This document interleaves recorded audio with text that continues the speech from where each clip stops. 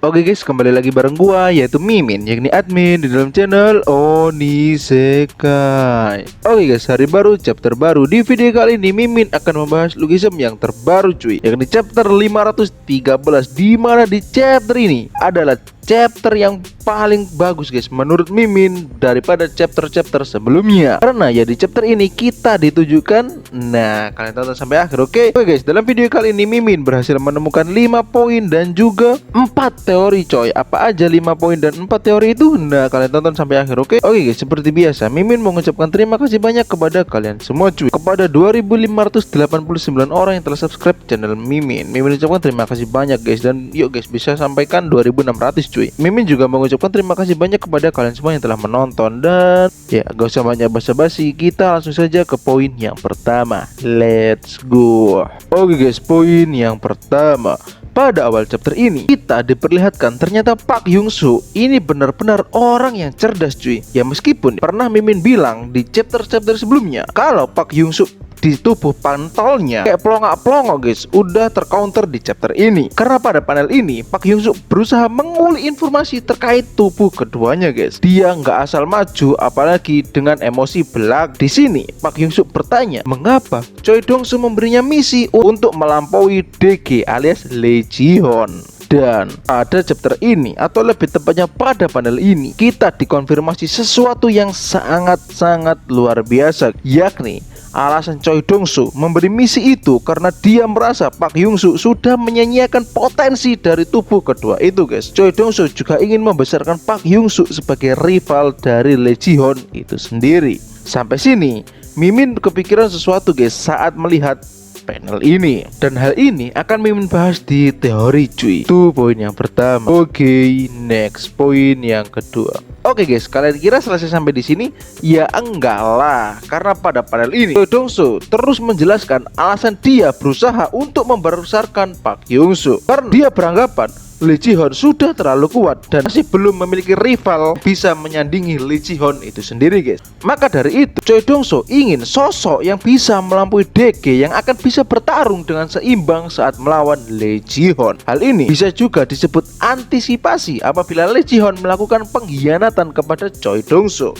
Dan mengetahui Choi Dong-soo membutuhkan dirinya, Hyung-soo dengan otak cerdiknya dia ingin agar diberikan informasi mengenai tubuh kedua. Mulai dari siapa yang membuat tubuh kedua, dari apa tubuh kedua dibuat, dan kenapa Choi Dong-soo memilih dirinya guys. Pada chapter ini dikonfirmasi ternyata Choi Dong-soo bukan memilih Pak Hyung-soo sebagai pemilik dari tubuh kedua, melainkan bisa dikatakan bahwa Pak Hyung-soo adalah orang yang terpilih dan bisa menggunakan tubuh kedua tersebut guys. Namun Choi Dong-soo tentunya si rubah licik tidak memberikan penjelasan lebih lanjut mengenai tubuh kedua. Choi Dong-soo memberikan syarat yang cukup menggiurkan, yakni Pak Hyung-soo harus menjadi orangnya atau anak buahnya agar bisa mengetahui rahasia terkait tubuh kedua guys. Hal ini tentunya membuat sang MC kita bimbang cuy. Dan sebelum dia menjawab pilihannya, dia sudah dibuat pingsan oleh Lee Ji-hoon guys. Dan pada momen ini ada hal yang cukup menarik perhatian Mimin. Saat LJ bilang kau tidak akan bisa lari setelah mendengar cerita itu. Itu poin yang kedua. Oke, next poin yang ketiga. Oke guys, pada akhirnya kita disuguhkan pertarungan antara duo JJ yang dimana siapa yang memenangkan pertarungan ini akan keluar sebagai yang terkuat. Namun sebelum pertarungan dimulai, Jonggun menanyakan hal kepada Junggo, yakni alasan Kim Junggo mengkhianati Choi Dong-soo guys. Dan ternyata alasan Junggo mengkhianati Choi Dong-soo mungkin bisa dibilang cukup biasa guys, karena Choi Dong-soo ingin memonopoli semuanya dan Kim Junggo tidak menyukai hal itu. Dan sontak hal itu membuat pertarungan pun pecah, di mana Jonggun langsung melayangkan pukulan keras tepat di dagunya Kim Junggo. Di sini Mimin sangat terkagum ya, karena Jonggun selalu mencegah Junggo untuk mengeluarkan pedangnya dari sarungnya cuy. Hal ini mengindikasikan bahwa Jonggun juga merasa terancam apabila Junggo bebas menggunakan katananya. Namun yang namanya Junggo, dia nggak habis akal cuy. Dia langsung melempar pedang dan merubah pertarungan menjadi tangan kosong. Alhasil dia berhasil mencabut pedang dari sarungnya dan langsung menebas Pak Jonggun guys. Kalian kira tebasan itu berhasil mengenai tubuh Jonggun? Ya enggak lah, karena tebasan itu masih bisa ditahan oleh Jonggun menggunakan besi. Sasuga Duo JJ. Pertarungan mereka gak membosankan sama sekali guys. Sangat seru. Tarungannya semakin manas hingga Junggo berhasil menghancurkan senjatanya Park Jonggun guys. Dan pada momen ini Junggo tampak kecewa dengan Park Jonggun karena dia merasa Jonggun menjadi melemah guys. Jonggun lemah, kata Kim Junggo cuy. Itu poin yang ketiga. Oke, next poin yang ke. Kalian kira pertarungannya selesai sampai situ guys? Ya enggak lah, karena Junggo langsung melayangkan pukulan tepat ke wajah Park Jonggun dan bilang Jonggun seharusnya tidak lemah. Jonggun seharusnya tidak bisa terkena serangan sesimpel ini. Bahkan Junggo sampai mengeluarkan ekspresi wajah bosan guys saat bertarung melawan Jonggun. Junggo membiarkan dirinya kena pukul oleh Park Jonggun serta bilang kalau pukulan Jonggun gak berasa cuy.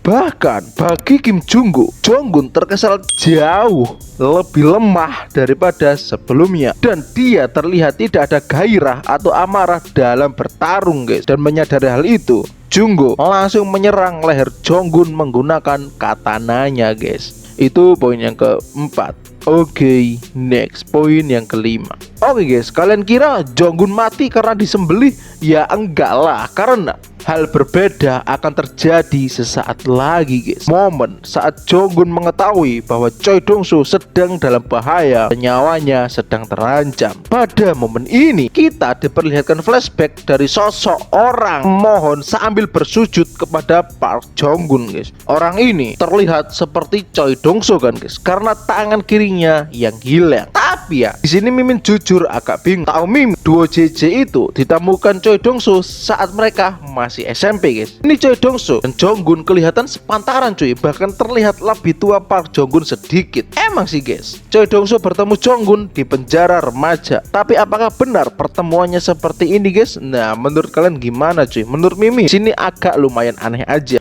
Namun bencana dan keseruan bertarung akan datang di mana Park Hyung-soo bangkit dengan BE-nya dan Jonggun yang berubah seakan menjadi sosok yang lain cuy.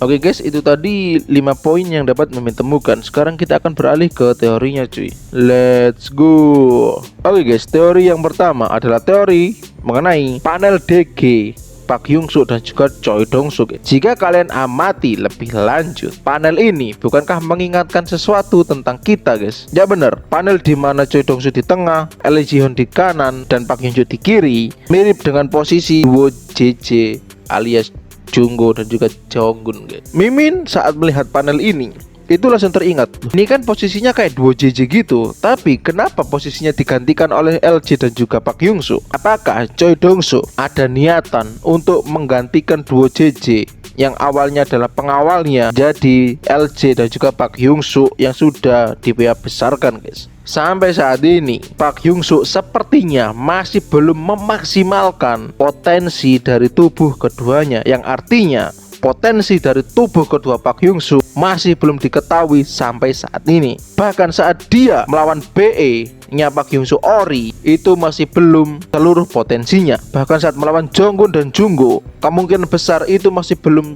penuh potensinya guys. Mimin berteori seperti ini karena Choi Dong-soo sendiri bilang bahwa Park Hyung-soo sudah menyia-nyiakan potensi dari tubuh kedua, yang artinya tubuh kedua itu memiliki potensi yang lebih besar daripada yang kita duga guys. Itu dari Mimin yang pertama. Menurut kalian gimana cuy? Komen di bawah ya. Oke, teori yang kedua adalah teori mengenai ingatan Lee Ji-hoon pada poin 2 yang dia menyebutkan tidak akan bisa lari setelah mendengar cerita itu. Sontak tidak ada yang aneh kan guys? Betul. Tapi jika kalian ingat, bukankah Lee Ji-hoon belum diberitahu oleh Park Hyung-soo tentang tubuh kedua? Lantas bagaimana dia bisa tahu dan bilang kau tidak akan bisa lari setelah mendengar cerita itu? Yang notabene-nya cerita itu adalah cerita mengenai tubuh kedua. Dalam hal ini Mimin langsung kaget. Berarti Lee Ji-hoon ini sebenarnya dia sudah tahu hal yang terkait tubuh kedua, namun dia pura-pura tidak tahu mengenai adanya tubuh kedua di dunia ini guys. Dan yang paling Mimin bingung, alasan kenapa dia menghentikan Park Hyung-soo mendengar jawaban dari Choi Dong-soo itu masih cukup meragukan antara dia dia ingin membiarkan rahasia yang seharusnya tetap menjadi rahasia, ataukah ada motif lain yang dia tutupi? Mengingat Lee Ji-hoon adalah salah satu orang yang sangat misterius, guys. Nah, di sini, guys, apakah kalian masih yakin kalau Lee Ji-hoon adalah tubuh kedua Choi Dong-soo?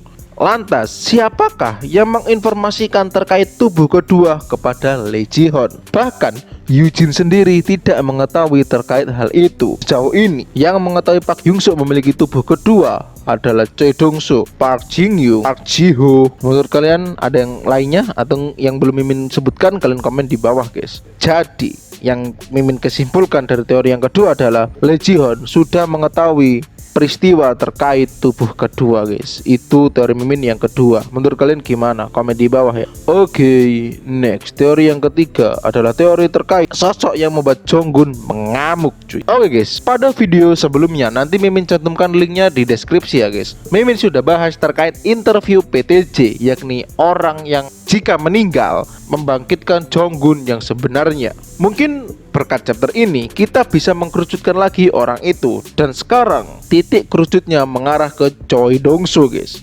Itu terbukti bahwa saat Jonggun melihat Choi Dong-soo dalam bahaya, dia langsung berubah menjadi orang lain untuk menghabisi Kim Jung-go, guys. Mulai dari ekspresi, aura, dan backgroundnya sudah menjadi merah, cuy. Dan auranya sudah menjadi lebih menakutkan. Jadi bisa dibilang Choi Dong-soo adalah rantai yang mengikat Jonggun agar tidak kembali seperti Jonggun yang dulu. Jika rantai itu hancur atau mati, maka kemungkinan besar Jonggun akan menjadi sosoknya yang dulu, guys. Mimin dulu awalnya kira itu Kim Jung-go, guys, karena mereka bersama. Ternyata enggak. Bukan, mereka hanya sebatas rekan kerja saja, enggak lebih dari itu. Itu teori Mimin yang ketiga, guys. Menurut kalian gimana? Apakah Choi Dong-soo adalah rantai belenggu bagi Jonggun agar tidak kembali ke dirinya yang dulu, atau gimana, guys? Oke, next. Teori yang keempat dan sekaligus teori yang terakhir adalah apa yang akan terjadi ke depannya. Oke, guys, pada chapter kali ini langsung ditunjukkan dua pasang BE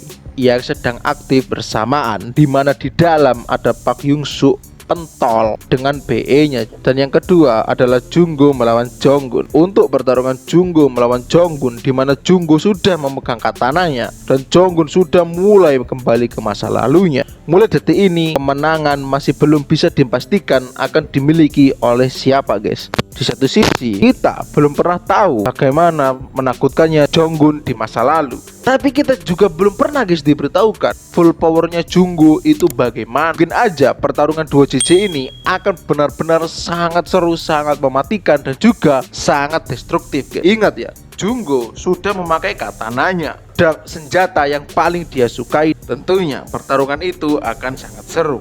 Dan untuk Park Hyung-suk pentol, guys, jika kalian ingat, BE-nya Park Hyung-suk pentol aktif dikarenakan ada ancaman yang berdiri di depannya. Jika ancaman itu hilang, otomatis BE-nya juga akan mati otomatis, alias mode autopilotnya pun mati otomatis, cuy. Jadi Mimin harap Lee Ji-hoon dan Park Hyung-suk pentol akan bertarung, guys. Bukannya Lee Ji-hoon berusaha memendam rasa kebencian dan haus darah biar BE-nya nggak aktif, melainkan Lee Ji-hoon harus menantang balik Park Hyung-suk pentol agar pertarungan terjadi. Jika seperti itu, kita benar-benar akan ditunjukkan pertarungan sang puncak Lookism, guys, dimana yang menang akan menjadi milik tahta dari puncak Lookism. Oke, guys, itu tadi 5 poin dan 4 teori yang dapat Mimin temukan di dalam Lookism chapter 513. Apabila ada kurang lebihnya, Mimin mohon maaf yang sebesar-besarnya, cuy, dan bisa kalian tambahkan di kolom komentar. Oke, guys, jika kalian suka dengan video ini, boleh kalian like dan share ke teman-teman kalian. Jika kalian suka dengan channel ini, boleh kalian subscribe dan nyalakan notifikasinya. Ya gitu aja, guys. Dan kita teorikan, cuy, antara 4 orang itu yang akan mati siapa, guys, menurut kalian? Oke, guys, see you di next video. Bye bye, bro. Yeah.